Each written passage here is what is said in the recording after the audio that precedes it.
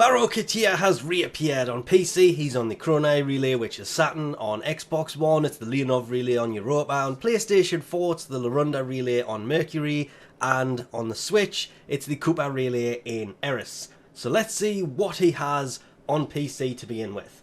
He has... Ooh, that doesn't look too bad. That actually looks pretty nice. It's a shame I don't use that ship anymore. A lot of the landing crafts skins look really nice. There is Fanged Fusillade, Vermillion Storm, Astral Twilight, and Tempo Royale. So obviously the 3 race stances and the 120% slash for rifle. Primed quickdraw, which is reload speed for pistol. Prime ammo mutator, kind of self-explanatory. The prisma twin gremlins, which are great for pinning enemies against the wall, which is probably the best thing about these. They are a vast improvement over the normal ones. Same goes for the quanta vandal. It is a vast improvement over the standard one. And as always, when this thing turns up, the quanta aufeis skin has turned up as well. There is Prisma Shade, who comes with his weapon. When he first came out, there was an issue with that this time around. Well, every time since then, including then, because they did hotfix it, he will always bring that with him. Actually good if you run a lot of stealth missions. The pyra sugatra, which is just a melee dangly. The domus syandana, which is kind of like the Lasset landing craft with giant tails hanging off the back of it so you can have it on your back, but doesn't really fit Nova that well. The katia diax syandana, same problem. Doesn't go well on Nova Prime very well at all. And it's actually sitting way too low on her back. I wish they would add the feature where you can adjust the height of these so you can position it a little bit better, because that just looks straight up weird. There's no getting around that. But is a pretty nice syandana nonetheless. There is the katia stencil. This is for your personal quarters on your landing craft. If you haven't unlocked it, not worth picking up. If you don't have a stencil in there and you don't want to pay platinum for it, it is worth picking that up. There is the katia tribute glyph.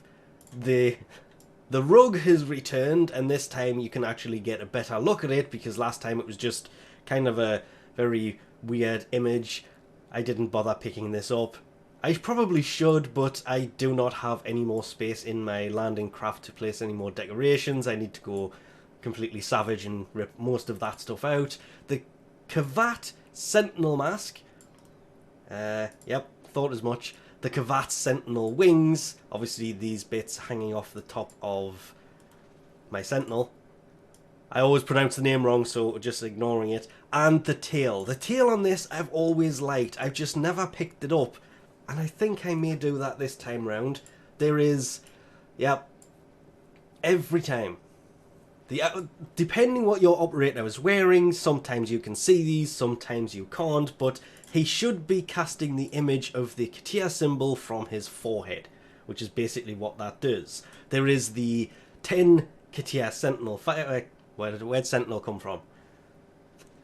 I have no idea. 10 katia fireworks. It goes in your gear. The eminence colour palette, I haven't picked that up either. What have I been doing? And the Sands of Inaros blueprint. Heading over to console, let's see what he has here. Hopefully I have this slightly correct. Yes, he has the prisma kavat glyph, the prisma kubro glyph. He has the primed expel corpus, corrupted, grenier, and infested. So it's all 4 of these primed mods have turned up. The Prisma Veritux Arcwing melee. This was my favourite melee for a long time with Arcwing. Well worth actually picking that up. The Prisma Gorgon, I knew that was going to happen. This item is mastery locked to rank 11, so couldn't even pick that up if I wanted to on PlayStation. There is a skin for the Gorgon as well. Sorry, my mind is still thinking I really should play more on PlayStation. The Gorgon Tosun skin, this actually looks pretty nice, but let's be honest, if you've just picked this up, it looks nice by itself anyway. The Harkonar Wraith Cloak is also here. The Harkonar Wraith Arms.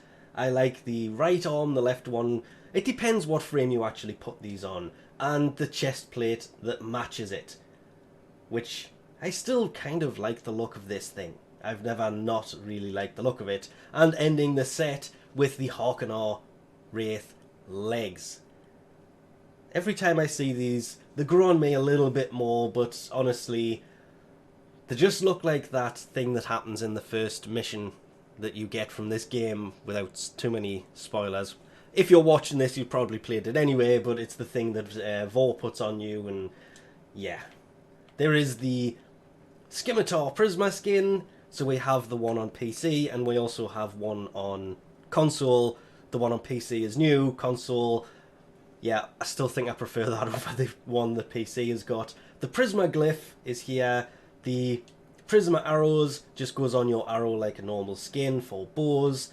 The Redeemer Elixir skin, remembering of course this is just a skin, it is not actually the Redeemer itself. Learned that one the hard way. Just a skin. Nexus Gene masking kit. Yep. Just the kavats. Which is a shame. The Gustag 3 beacon, Stalker beacon, and Zanuka beacon. Weirdly, I still have one because Zanuka will not turn up on PlayStation 4 because I still haven't figured that one out. And, as always, the Sands of Inaros blueprint.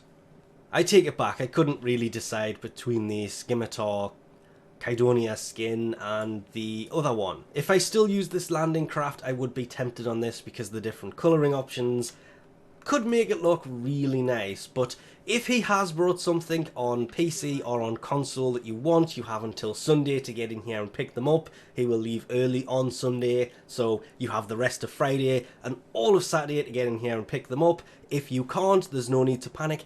Everything he brings will cycle back through, and actually a great example of this is his fireworks that he rarely actually brings, and they are here this time. And not to mention, of course, when the TennoCon relay appears, he will bring everything he has ever brought anyway. So we'll leave this off here for now. Thanks for watching, and I'll catch you next time.